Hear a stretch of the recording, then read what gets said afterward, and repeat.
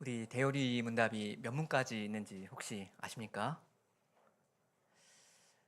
196문까지 있는데요. 오늘 19, 20문을 하니까 한 10분의 1 한 것 같습니다. 이 대요리 문답을 김기찬 목사님께서 강해 놓으신 게 있는데 그걸 베이스로 해서 이제 이용래 목사님이랑 저랑 이렇게 좀 통일성을 가지고 전환한다는 취지였는데 제가 어쩌다 보니까 여러 번 종종 김기찬 목사님의 그 귀한 설교 내용을 많이 반영을 못하고 제가 하기로 했는데 이제부터는 조금 더 김기찬 목사님 강해 놓으신 그 내용을 더 이제 활용을 해서 전해 보려고 합니다. 그게 본래 취지였으니까요. 지난 시간에는 18문을 함께 배웠습니다. 섭리 그 전반에 대한 고백이었죠. 하나님께서 그 섭리하시는 그 사역을 나눈다면 크게 두 가지로 나눌 수 있는데 뭐라고 했습니까? 보존 그리고 통치라고 했죠. 섭리라는 건 보존 그리고 통치입니다. 일단 태초에 창조해 놓으신 그 만물을 하나님께서 존재할 수 있도록 이렇게 붙들어 주시고요. 그리고 그것들을 이제 다스리셔서 이 모든 것들이 하나님의 영광이라는 그 목적을 향해서 가도록 그렇게 만드십니다. 보존 그리고 통치입니다. 보존하니까 이렇게 밑에서 받치고 통치 위에서 다스린다. 뭐 이렇게 두 손으로 이렇게 하신다. 이렇게 뭐 생각하셔도 좋겠습니다. 오늘도 계속해서 섭리에 대해서 배우겠습니다. 오늘은 19, 20문인데 먼저 19문은 천사들을 향한 하나님의 섭리 이야기입니다. 이 대요리 문답에 좀 특이한 점이 하나 있다면 천사들에 대해서 좀 관심이 유별나게 많다 하는 겁니다. 다른 신조들과 비교하면 정말 그렇습니다. 그 12문, 13문 여러분 혹시 기억나십니까? 살짝 펴보셔도 좋을 것 같은데 여기 보면 이게 12, 13문이 하나님의 작정에 대한 고백이었는데 이때도 천사들과 사람들에 대해서 고백했고요. 근데 이 작정을 하나님께서 어떻게 이루신가 하면 그 창조와 섭리로 이루신다 했죠. 그래서 창조 차례인데 그 다음 창조 사역에 배울 때도 천사 이야기가 먼저 나왔습니다. 그 16문에 하나님께서 천사를 어떻게 지으셨습니까 하면서 천사의 창조에 대해서 이야기하고요. 그 다음에 17문에 하나님께서 사람을 어떻게 지으셨습니까 해서 사람의 창조에 대해서 말하죠. 천사, 사람, 천사, 사람 이렇게 이야기합니다. 오늘 배울 이 섭리의 일도 마찬가지입니다. 19문에서 천사를 향한 섭리 사역에 대해서 고백하고요. 그 다음에 20문에 와서는 사람을 향한 섭리에 대해서 고백하거든요. 구조가 보이시죠? 천사 사람, 천사 사람, 천사 사람 이렇게 됩니다. 왜 이렇게 천사를 빠뜨리지 않고 어김없이 이 대요리 문답은 고백을 하는 걸까? 이건 제가 그냥 생각을 해봤는데 제 추측입니다. 이건 아마 그 인격을 갖춘 존재가 딱 세 부류가 있는데 요 세 부류를 다 좀 질서 있게 이야기하려고 하는 것 같습니다. 대요리 문답은 이 인격이라는 것, 그 지, 정, 의를 갖춘 이 도덕적인 존재가 딱 세 부류밖에 없거든요. 하나님, 천사, 그리고 인간. 그래서 이것을 좀 정연하게 이렇게 이제 고백을 하는 것 같습니다. 소유리 문답은 뭐 이렇게 천사에 대한 고백 없거든요. 과연 이 대요리 문답입니다. 빠짐없이 다 이제 고백을 하는 겁니다. 아무튼 우리 19문을 함께 고백하겠습니다. 19문. 하나님께서 천사를 향하여 섭리하시는 일이 무엇입니까? 하나님께서는 섭리로서 어떤 천사들로 하여금 고의로 돌이킬 수 없이 죄와 정죄에 떨어지게 허용하시되 하나님의 영광을 위하여 그들의 타락과 그 모든 죄를 제한하고 배정하십니다. 나머지 천사들은 거룩함과 복 가운데 세워두시고 그 기뻐하시는 대로 그들 모두를 쓰셔서 하나님의 능력과 자비와 공의를 시행하십니다. 여기 보면 하나님께서 어떤 천사들은 죄와 정죄에 떨어지게 그냥 하셨고요. 그리고 나머지 천사들은 거룩함과 복 가운데 세워두셨다 합니다. 이렇게 이 두 부류의 천사들을 섭리하시는 목적이 뭡니까? 하나님의 영광이죠. 그 어떤 시점인지는 우리가 알 방법이 없는데 어떤 천사들이 사탄은 그 천사들의 악한 천사들의 우두머리인데 이 사탄과 함께 거역을 했습니다. 하나님께서 이 놓아두신 그 자리를 박차고 반역을 일으킨 겁니다. 죄를 지은 거죠. 네, 이것을 어떻게 지금 이야기합니까? 여기 19문 보면 죄와 정죄라고 하죠. 죄와 정죄에 떨어지게 하셨다. 말하자면 얼마나 깔끔합니까? 그냥 죄 지었으니까 정죄를 하는 겁니다. 뭐 중간에 뭐 다른 게 없습니다. 이 죄를 지었으니까 정죄 말고 어떤 다른 가능성 자체가 없는 거죠. 사람은 근데 그렇지 않죠. 사람에게는 은혜가 있습니다. 이 천사의 범죄와 타락이 우리 인간의 경우랑 또 다른 점이 있습니다. 그게 뭐냐면 우리 사람의 경우에는 태초에 아담 한 사람이 이 모든 인류의 이 대표로서 하나님과 그 언약 관계에 들어갔거든요. 그래서 이 아담의 한 죄로 말미암아 이 모든 사람이 단번에 죄인이 되었다 하는 겁니다. 인류는 말하자면 가족이거든요. 유기적으로 식구처럼 연결되어 있습니다. 다 친척이지 않습니까? 한 운명체입니다. 이 아담이라는 언약의 머리를 그 선두로 해서 인간은 동시에 단번에 타락을 다 함께 했는데 천사의 경우는 그렇지 않습니다. 이 범죄와 타락이 개별적으로 발생한 것 같습니다. 이 천사들은 우리 인간처럼 어떤 가족관계, 친척관계 그런 건 아닌 것 같거든요. 그 조직이 분명 있긴 있습니다. 어떤 군대 같은 그런 조직이 있는 건 맞는 것 같은데 형제관계, 자매관계 이런 건 아닌 것 같습니다. 그래서 이 천사들이 얼마만큼의 천사들이 타락을 했는데 이게 뭐 어느 한 날에 발생했는지 아니면 2, 3일 두고 발생했는지 우리가 알 방법이 없는데 거의 비슷한 시점에 같이 타락을 한 것 같습니다. 다만 별개로 따로따로 타락을 한 것 같습니다.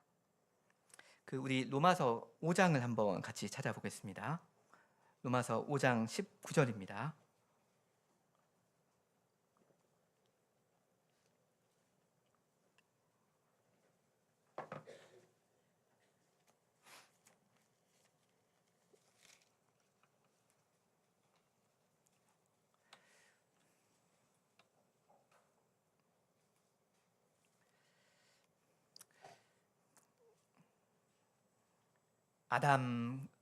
첫 아담과 그 둘째 아담에 대한 본문이죠. 우리 19절을 같이 읽겠습니다. 19절.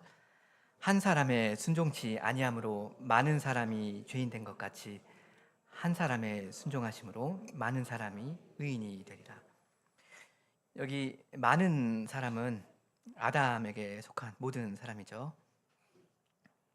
먼저 이 많은 사람, 아담에게서 그 보통 출생법으로 태어나는 모든 사람입니다.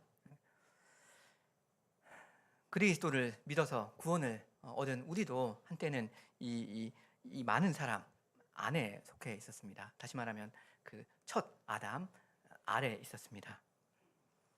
근데 우리가 이 대표라는 이 언약의 원리 때문에 우리가 이 둘째 아담 그리스도 안에서 의인이 될 수가 있었죠. 근데 우리 인생들한테는 이렇게 적용이 되는 이 신비한 원리가 이 천사들한테는 전혀 해당되지 않습니다. 아까 말씀드린 것처럼 천사들은 각각 개별적으로 타락한 것 같습니다. 개별적으로 타락했으니까 일부만 그 천사들은 타락을 했죠. 그 반면에 사람은 이 한 사람 아담 안에서 전부 동시에 타락했습니다. 인류 이 전부의 타락은 어떤 역사의 한 시점에 발생한 그런 역사적인 사건입니다. 획시기적인 사건입니다. 네, 하나님께서 이렇게 섭리하시는 그 목적이 뭡니까? 여기 고백서에 나오죠. 하나님의 영광을 위해서 그들의 타락과 그 모든 죄를 제한하고 배정하셨다 합니다. 여기 제한하고 배정하셨다 했는데 여기 그 욥기 1장 12절에 보면 이런 말씀이 있거든요. 여호와께서 사단에게 이르시되 내가 그의 모든 소유물을 다 내 손에 붙이노라. 소유물은 붙인다. 오직 그러나 그의 몸에는 내 손을 대지 말지니라. 이렇게 말씀하셨습니다. 그러니까 사단이 여호와 앞에서 물러가서 할 일을 하지 않습니까? 하나님께서 사랑하시는 자기의 이 백성, 욥 이 사람을 위해서 하나님께서 사단의 활동을 제한하고 계시죠. 욥기에서 우리가 뭐 이런 일만 아니라 하나님께서 하나님의 그 영광을 위해서 어떻게 이 사단의 그 악의적인 그 활동을 실제로 쓰셨는지 우리가 배울 수 있습니다. 그렇죠? 이 욥기 끝을 보면 이 말하자면 해피엔딩 아닙니까? 욥도 좋게 좋게 잘 끝났고 그리고 하나님께서 영광을 거두시지 않습니까? 이 욥기를 보면 우리 1장을 보든 그러면 하나님께서 이 사단이라는 이 무시무시한 이 끔찍한 존재를 개 목에다가 이 목줄을 매듯이 어느 만큼 이렇게 이 사단의 활동을 제한하신다. 그걸 우리가 볼 수 있습니다. 사단은 하나님과 동급인 존재가 전혀 아니죠. 이 사단도 일종의 천사인데 천사는 하나님의 섭리 아래 있지 않습니까? 하나님께서 섭리하시는 그것을 거슬러서 뭔가를 할 수가 없는 존재입니다. 엄청난 위도죠. 엄청나게 다행인 사실입니다. 너는 요만큼까지만 가라, 넘어가지 말아라. 딱 한계를 주님이 정해 주셨습니다. 하나님께서 이렇게 이 악한 천사들을 향해서 섭리를 하듯이 또한 그 선한 천사들을 향해서 섭리하십니다. 그래서 하나님의 그 목적을 이루어 가십니다. 할 일을 하십니다. 이 타락하지 않은 이 나머지 천사들은 어떻게 한다 합니까? 여기 나오죠. 나머지 천사들은 거룩함과 복 가운데 세워 두시고. 그러니까 원래가 이 천사들은 거룩함과 복 가운데 창조된 그런 존재이지 않습니까? 이 나머지 천사들은 그냥 거기다 계속 세워 두신다 이겁니다. 그대로 보존해 주신다 이거죠.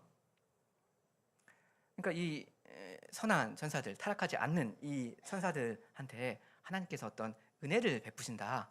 우리가 이렇게 말하기보다는 하나님의 선의를 베푸신다, 호의를 계속 그렇게 베풀어 주신다 이렇게 표현하는 게 조금 더 좋을 것 같습니다. 제가 알기로 성경에서 하나님께서 천사들한테 은혜를 베푸신다, 천사들이 은혜를 받는다 이런 말은 없는 걸로 제가 알고 있거든요. 예전에 말씀드리기를 하나님께서 천사들을 사랑하신다 이런 말이 성경에 있는가? 근데 제가 알기로는 없다 했는데 은혜를 베푸신다 이 말도 천사들한테는 없는 걸로 제가 알고 있습니다. 이건 은혜, 사랑 이런 것은 사람들한테 해당되는 겁니다. 죄인들한테 해당되는 거죠. 물론 하나님께서 천사를 사랑 안 하신다 뭐 그런 뜻은 아닐 테고요. 이만큼 천사에 대한 섭리였고요. 우리 다음은 사람에 대한 섭리 이야기입니다. 우리 이신문을 함께 고백하겠습니다. 이신문. 사람이 창조받은 지위에 있을 때 하나님께서 그에게 행하신 섭리는 무엇입니까? 창조받은 지위에 있을 때 하나님께서 그에게 행하신 섭리는 그를 낙원에 두시고 그것을 경작하게 하시고 그 땅의 열매를 마음대로 먹을 자유를 그에게 주시고 피조물을 다스릴 권세를 주시고 돕는 배필과 혼인하게 정하셨으며 하나님과 교제하도록 허락하셨으며 안식일을 제정하시며 인격적이고 완전하고 영속적인 순종을 조건으로 사람과 생명의 언약을 맺으시고 그 생명의 보증으로 생명나무를 주셨으며 선악을 알게 하는 나무의 열매를 먹는 것을 사망의 벌로서 금하셨습니다.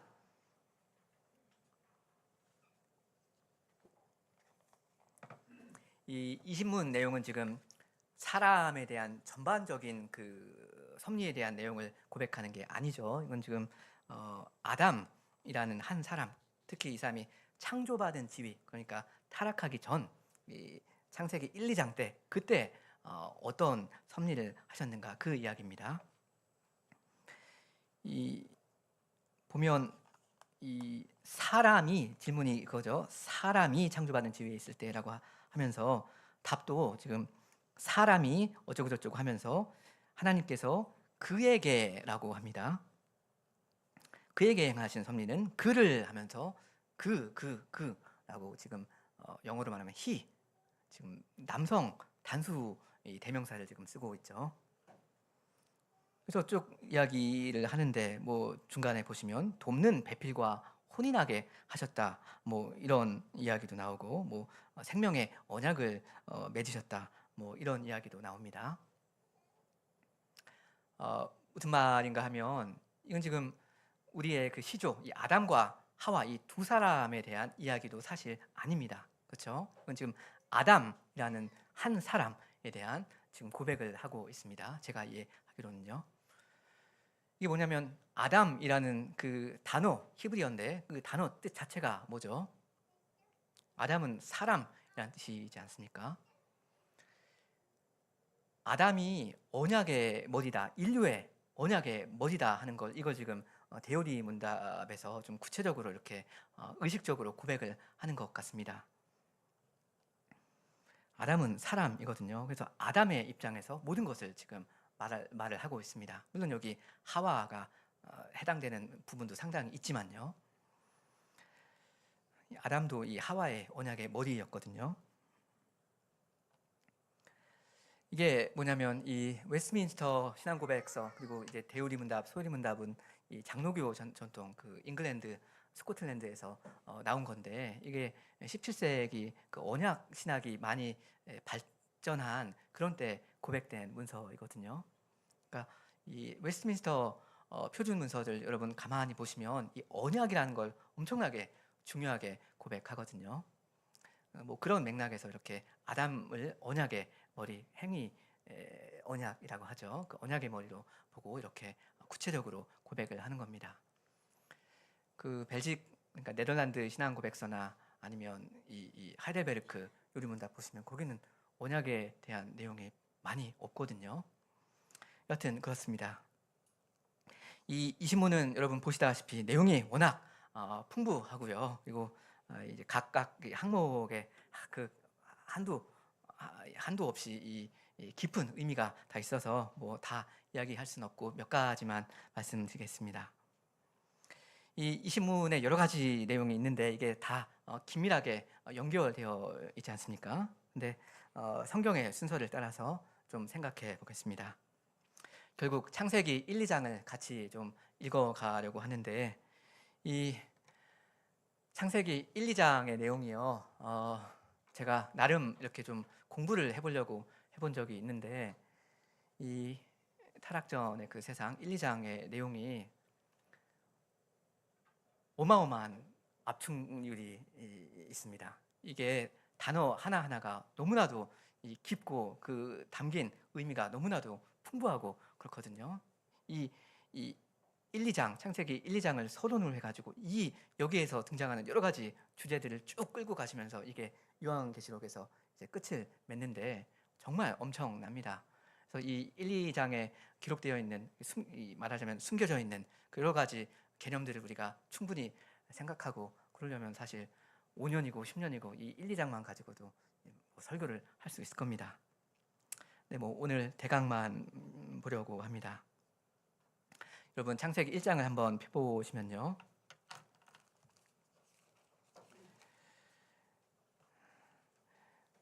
지금 1장과 2장을 조금 비교하면서 좀 보려고 합니다.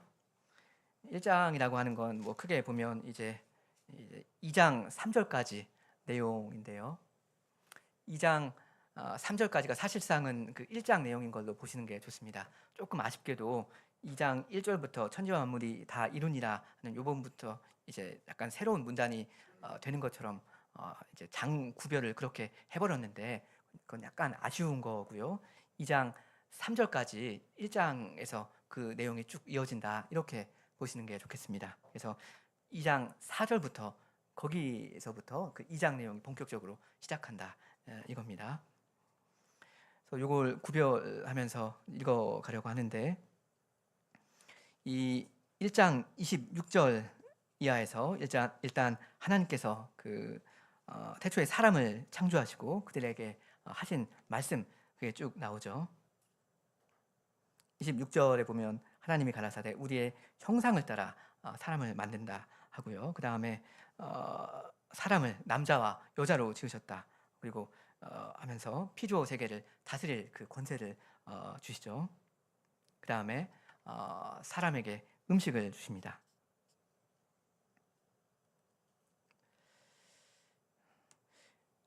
창세기 2장으로 좀 가보면 거기 보면 하나님께서 그 엿새 창조를 마치시고 이제 제 7일에 영원한 안식에 들어가신 그 일이 기록되어 있죠. 2장 2절입니다. 사실상은 1장이어야 하는데 하나님께서 이 영원한 안식에 들어가신다는 거 이거 오늘 오전에 우리가 살펴본 132편 내용과 무관하지 않을 겁니다.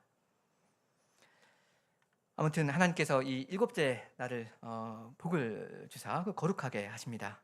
거룩한 날은 사람이 하나님을 예배하는 날인데 하나님이 이렇게 안식을 하신 건 하실 일을 마치시고 그 위에 그 거룩한 통치를 행사하시는 그것과 관련됩니다.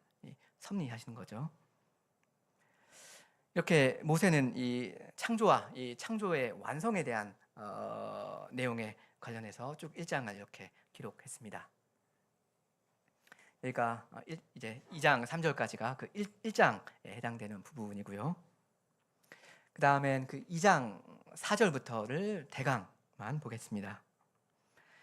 2장 4절부터는 이 모세가 하나님의 언약이라는 관점에서 특별히 사람의 창조에 대해서 자세히 기록합니다. 1장에서는 뭐 1일차, 2일차 하면서 이제 7일차까지 가는데 바로 여기 그 2장에서는 사람의 창조가 나오죠. 이게 2장에서는 언약이 핵심이다라는 걸 어떻게 알 수 있는가 하면 하나님의 성호를 보면 알 수 있습니다. 그 1장에서는 계속 여러분 그 절이 시작하는 그 부분만 봐도 하나님이 계속 하나님이라고 하지 않습니까? 근데 2장 4절부터 보시면 그게 확 바뀌죠. 하나님의 이름이 여호와 하나님이 이렇게 됩니다. 여호와라는 이름은 하나님의 그 언약의 이름이잖아요.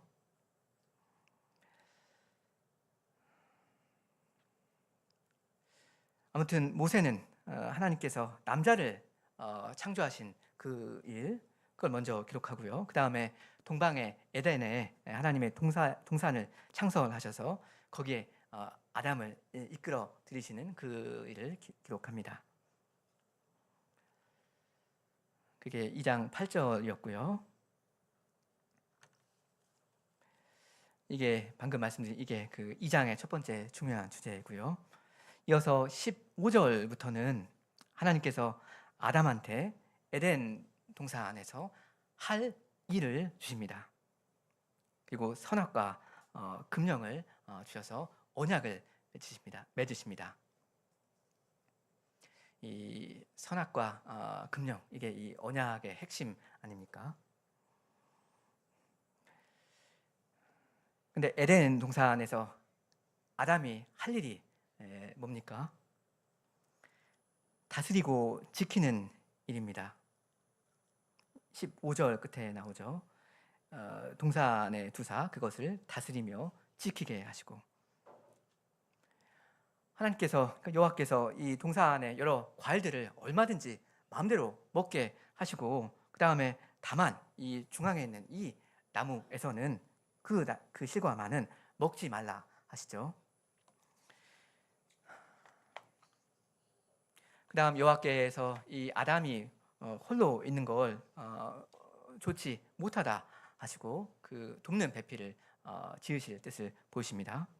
근데 아담한테 먼저 짐승들을 이끌어 오셔서 이름을 짓게 하시죠. 아담이 이 일을 하면서 나한테는 돕는 배필이 없구나 이걸 깨닫게 하십니다. 그 다음 여호와께서 이 아담을 잠들게 하시고 갈빗대로 여자를 만드시고 그에게 이끌어 가십니다. 여자라고 이제 아담이 이름을 부르죠. 이 창세에 대한 이 두 가지 버전, 두 가지 기록을 대강만 살펴봤습니다. 첫 번째 기록 그리고 이 두 번째 기록에 좀 굉장히 흡사한 부분이 있다는 거 여러분 혹시 보셨는지 모르겠습니다. 그러니까 1장 버전과 2장 버전이 전혀 뭐 교집합이 없고 전혀 딴 얘기하고 있고 그런 게 아니지 않습니까? 일단 이 교집합, 이 공통 분모가 무엇인지 대강 몇 가지로 말씀드리겠습니다. 첫째는 하나님께서 사람한테 명령을 내리신다 하는 사실입니다. 명령을 내리신다. 둘째는 이 사람이 하나님께서 주신 이 명령을 수행하려고 할 때 거기에 핵심적으로 필요한 것이 혼인관계다 하는 겁니다. 혼인관계. 첫째는 명령이었고 둘째는 혼인관계입니다. 셋째는 사람이 이 혼인관계를 통해서 할 일은 피조세계를 다스리는 것이다 하는 겁니다. 아담과 하와는 왕들이다, 부왕들이다 하는 거죠. 마지막 네 번째로는 하나님께서 하나님의 그 영광을 드러내시려고 거룩한 날과 거룩한 장소를 구별해 세우셨다 하는 겁니다. 거룩한 시간, 거룩한 공간. 이렇게 이 1장과 2장 내용을 대강 이렇게 비교해 봤는데 이런 걸 비교해 보면서 우리가 얻을 수 있는 교훈이 무엇일까 몇 가지로 좀 말씀드리겠습니다. 첫째 교훈이 뭔가 하면 하나님께서 이 사람을 지으셨을 때 명령을 주셨는데 하나님의 섭리에서 가장 중요한 사실이 뭔가 하면 하나님께서 이 사람을 하나님을 예배하는 존재로 세우셨다 하는 겁니다. 예전에 제가 이 창조주와 피조물 구분하면서 모든 피조물은 이 창조주를 예배해야 된다. 그리고 이분만 예배해야 된다. 이렇게 말씀드렸었는데 하나님께서 이 사람으로 하여금 하나님의 영광을 찬송하게 하셨습니다. 하나님께서 이 인생들한테 명령을 내리셨는데 그게 뭐냐면 만왕의 왕이신 이 대주제 하나님을 경배해야 된다. 예배해야 한다. 이겁니다. 이게 사람의 가장 근본적인 조건입니다. 사람이 무엇인가 하면 하나님을 즐거이 예배하는 찬송하는 존재다 이거죠. 애초부터 하나님께서 사람을 이거 하라고 창조하셨습니다. 그러니까 이 조건을 벗어나 버리면 사람이 더 이상 사람답게 되지 못하는 거죠. 바꿔 말하면 하나님께서 사람을 예배하는 존재로 지으실 뿐만 아니라 그런 존재로 살도록 보존하고 다스리시는 겁니다. 지으셨고요. 예배하라고. 그리고 예배하라고 보존하시고 다스리십니다.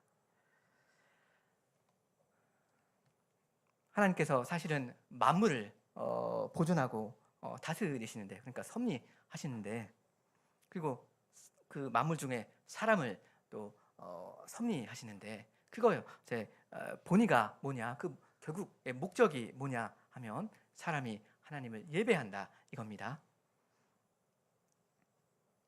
이걸 가장 현저하게 알기 쉽게 누구나 알 수 있도록 보여주신 것이 그 안식일 제도와 이 에덴 동산입니다. 이 장차는 그 영원한 세계에서는 모든 시간이 거룩한 시간이 될 거고 모든 것이 거룩한 공간이 될 겁니다. 그 마지막 날에는 그 영원한 세계에서는 사람의 행하는 모든 활동이 예배가 될 겁니다. 근데 그 이전에는 지금 우리가 사는 이 시간 동안에는 이 좁은 의미의 예배, 이 종교적인 예배라는 거, 이 예배를 중심으로 해서 이 인간의 모든 생명과 활동이 유지되도록 하셨습니다. 우리가 월화수목 금토일 24시간 계속 하나님을 예배만 하면서 종교적인 예배를 이렇게 혹은 공예배를 혹은 가정예배를 계속 드리면서 그렇게 사는 건 아니지 않습니까? 잠도 7시간, 8시간은 자야 되고 양치도 해야 되고 세수도 해야 되고 학교도 가야 되고 할 일이 얼마나 많습니까? 근데 마지막 날에는 모든 것이 예배가 될 거다 하는 거죠. 이 에덴 동산, 이 공간은 사람이 살기 좋은 공간, 단지 그것이 아니라 하나님의 동산이었습니다. 여기 에덴 동산에서 하나님이 계셔서 사람을 만나주시고 사람에게 사람과 같이 동행도 하시고 사랑의 이 다스림을 베푸시는 그런 곳이었습니다. 그래서 이 에덴 동산이 낙원이었습니다. 그러니까 하나님이 없는 곳이라면 거기에 아무리 좋은 것이 많아도 결코 그건 좋은 곳이라 할 수가 없을 겁니다. 악한 곳입니다. 하나님의 사랑, 하나님의 다스림 이런 게 없이 사람이 온 세상을 얻은다 해도 자기 마음대로 무엇을 하더라도 그건 다 허망하고 악한 겁니다. 우리들 성도들이 주일날 이렇게 함께 모여서 하나님을 예배하는 이 일이 없으면 이 세상, 이 사회, 이 나라가 존재하는 그 의미가 다 없어질 겁니다. 주일에 우리가 하나님의 영광을 뵙는 그 일이 없으면 이 세상은 두고서라도 우리의 삶, 우리의 생애 자체가 아무런 보람과 가치가 없어질 겁니다. 하나님 예배하라고 지으셨는데 하나님 예배 안 하고 있으면 그게 다 뭡니까? 하나님의 이 영광이라는 거, 이게 우리가 존재하고 활동하는 그 이유이자 목적이죠. 그러니까 하나님께서 이 타락한 이 세상을 이만큼 보존하고 유지하시는 그 이유가 여기 있는 것 같습니다. 이 나라, 이 문제 많은 대한민국, 그 많은 죄에도 불구하고 이 나라가 존속되는 그 이유가 절대 다른 데 있지 않을 겁니다. 대한민국 그 나라 자체가 이뻐서 보존하시고 그런 거 아닐 겁니다. 그리스도의 거룩한 교회, 하나님께서 교회 안에 계셔서 그 영광을 이 교회를 통해서 드러내시고 여기 이 교회를 통해서 우리를 통해서 이 거룩한 이 통치를 실행하신다는 거, 여기에 하나님의 그 뜻이 있을 겁니다. 이만큼 말씀드렸고요. 그 다음 하나님께서 이 명령을 내리실 때 그 2가지 명령을 내리셨다는 거, 그거 좀 말씀드리겠습니다. 먼저 2장을 보시면 2장에는 어떤 명령이었습니까? 일단 에덴 동산을 다스리고 지키게 하셨고, 그리고 이 일과 관련해서 선악과 금령을 내리셨죠. 사람이 해야 하는 그 가장 중요한 일 가운데 하나는 하나님의 거룩하심을 지키고 거룩하심을 깨닫는 일입니다. 그것과 직결되는 게 이 선악과 금령인데, 이 선악과 금령이 여러분 결국 뭡니까? 그 어떤 과일 하나 먹지 말아라, 이게 그 본질 핵심이겠습니까? 선악과 금령은 우리가 하나님의 그 마음을 알고 하나님의 어떤 분이신지를 알고 존중하고 그분을 사랑하고 그 기뻐하시는 뜻을 좇아서 즐거이 행하는 것 아닙니까? 자발적으로 하나님을 기쁘게 순종하는 거, 그거잖아요. 이 사실이 하나님께서 주시는 그 2번째 명령과 직결됩니다. 그게 뭐냐면 이 창세기 1장 이야기인데요.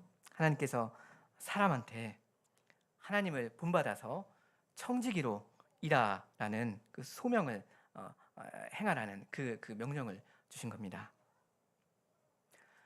사람은 종이죠. 그 만왕의 왕 대신 하나님의 종입니다. 사람은 일을 해야 하는 존재이고요. 애초부터 좀 더 구체적으로 말한다면 소명을 수행해야 하는 그러한 존재입니다. 일을 해야 하는데 어떤 일을 하냐면 하나님께서 하라고 부르신 그 일을 해야 하는 존재, 그게 바로 인간입니다. 사람이 사람답게 살려면 소명을 행해야 합니다. 하나님께서 나를 무엇하라고 부르셨는가, 무엇하라고 하나님께서 자신에게 우리를 부르셨는가, 이걸 알고 그 일을 하는 겁니다. 거기에 인생의 보람과 기쁨이 있겠습니다.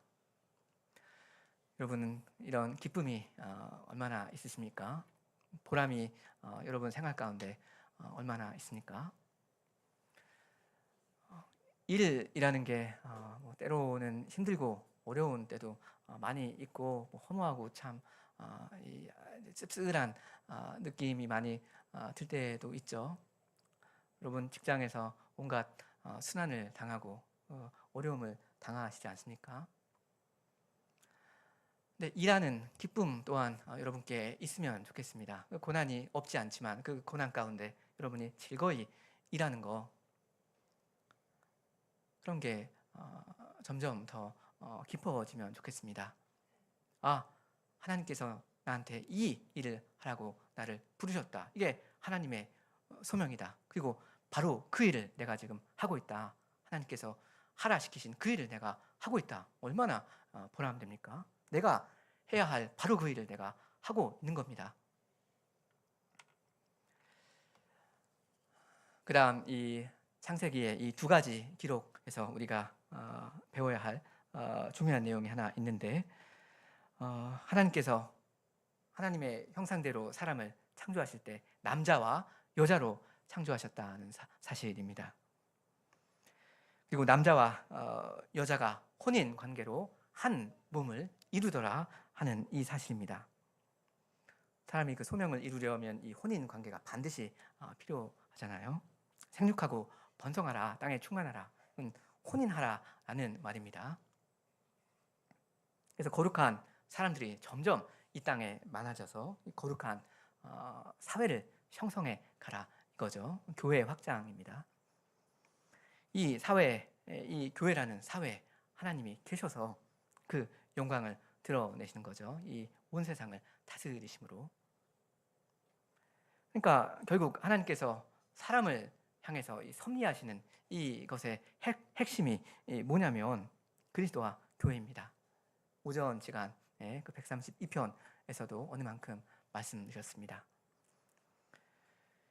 우리가 이 그리스도와 연합되어서 이 한 사람으로 성신 안에서 하나님 아버지께 나아가는 거, 이게 우리의 그 예배의 근거이고요. 우리가 영광의 주님의 다스림을 받아서 하나님의 그 기뻐하시는 그 일을 행해 나가는 거, 이게 우리의 소명의 근거입니다. 우리가 하나님의 자녀로서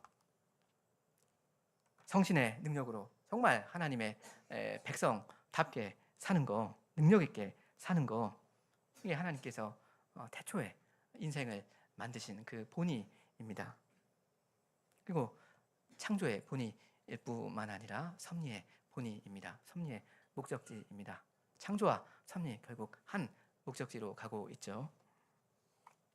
그러니까 무엇을 먹을까, 무엇을 입을까, 이걸 우리가 과하게 염려하고 그럴 것이 아닐 것 같습니다.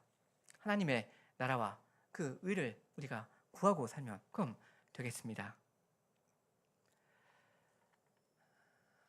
말씀을 맺겠습니다. 하나님이 세상을 사랑하사 이처럼 사랑하사 독생자를 내어주셨죠. 이 독생자께서 죄인을 위해서 십자가를 지시고 부활하셨습니다. 이 복음의 사실, 그리스도의 죽으심과 다시 사심, 이 복음의 사실이 하나님께서 만물을 보존하시고 이 다스리신다는 이 일을 제대로 볼 볼 수 있는 거울이 될 것 같습니다. 여러분, 이 십자가와 부활이라는 이 렌즈를 통해서 만물을 쳐다보시기 바랍니다. 여러분의 일상을 그리스도의 그 고난과 그 영광을 통해서 보시면 좋겠습니다. 부활하신 주님께서 이 하늘과 땅의 모든 권세를 가지고 만물을 다스리신다. 근데 특히 교회의 머리로서, 우리의 머리로서 그 큰 일을 행하고 계신다. 이 사실을 여러분이 주목해 보시면 좋겠습니다. 하나님께서 사람을 향해서 섭리하실 때 이 고난과 영광이라는 거, 이 방식으로 그 만물을 섭리하신다. 우리의 고난과 우리의 현재 고난, 우리의 현재 영광, 이것을 통해서 만물을 다스려 나가신다. 이겁니다. 이걸 바로 알고 주 되시고 구주 되신 그리스도를 믿고 순종하는 그런 사람이라야 사람다운 사람입니다. 그런 사람은 하나님께서 나를 위해서 모든 일을 이루고 계신다.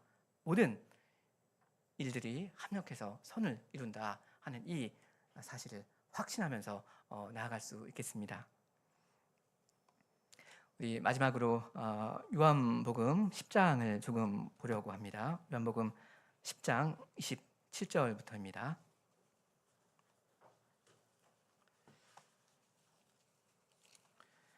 워낙 유명한 구절인데요. 여기 손 이야기가 두 번 나옵니다. 섭리라는 건 하델베르크 유리문답에서 말하는 대로 하나님의 손으로 하시는 그 일 아닙니까? 하나님의 손으로 하듯이 만물을 보존하고 다스리시는 그 일이요. 그래서 이 두 손이 나오는 이 요한복음 10장을 우리 27절부터 30절을 같이 읽겠습니다. 27절부터 30절. 내 양은 내 음성을 들으며 나는 저희를 알며 저희는 나를 따르느니라. 내가 저희에게 영생을 주노니 영원히 멸망치 아니할 터이요. 저희를 내 손에서 빼앗을 자가 없는. 저희를 주신 내 아버지는 만유보다 크심에 아무도 아버지 손에서 빼앗을 수 없느니라. 나와 아버지는 하나이니라 하신대.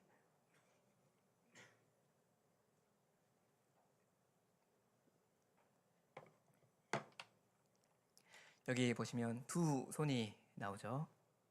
내 손 그리고 아버지의 손.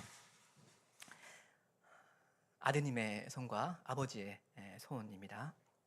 참고로 이 손이라는 말이 각각 복수가 아니고 단수로 되어 있습니다. 하나의 손, 하나의 손. 제 나름대로 이렇게 재밌게 해석을 해본 건데 이 손이 두 개 나왔으니까 아버지와 아드님께서 각각 한 손으로 이 두 분이 한 분이라고 하거든요. 아버지와 나는 하나이니라. 한 분으로서 말하자면 한 분으로서 이 두 손으로서 우리를 붙드신다 이 이야기죠. 하나님의 손에서 그리스도의 손에서 우리를 빼앗아 가려는 그런 세력이 이 세상에 없는 것이 아니지만 결코 그렇게 못한다, 건드리지 못한다 말씀하시죠. 내 양은 내 음성을 듣는다. 내가 저희를 알고 저희는 나를 따라온다. 내가 저희에게 영생을 준다 하시면서 결코 이 영생 너희가 잃지 않을 거다 하십니다. 왜 그렇습니까? 아버지는 만유보다 크시니까 그렇습니다. 29절에 그렇게 말씀하죠. 저희를 그리스도께 주신 그 하나님 그리스도의 아버지는 만유보다 크시니까 아무도 그분 손에서 우리를 빼앗아갈 수 없는 겁니다. 얼마나 든든합니까? 얼마나 좋아요? 아버지와 아드님께서 우리를 이렇게 붙드십니다. 만유를 섭리하시고 우리의 유익을 위해서 모든 것을 써주십니다. 우리가 즐거이 행복하게 아무 염려 없이 하루하루를 살아갈 수 있는 이유겠습니다. 우리 함께 기도하시겠습니다.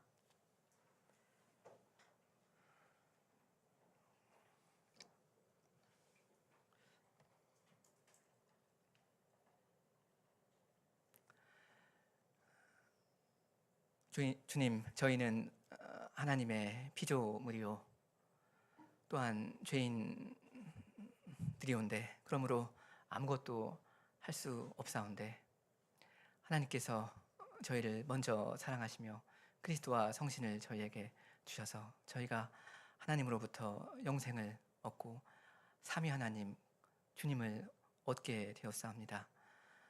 주님, 이 세상을 섭리하시는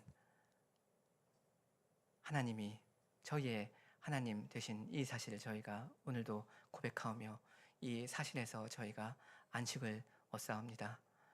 주님, 저희가 하나님의 그 복된 그 영광스러운 섭리를 조금도 의심하지 않으면서 하나님의 그 두 손을 바라보면서 주께서 저희에게 맡기신 그 일을 성실하게 잘 해갈 수 있도록 하여 주시옵소서.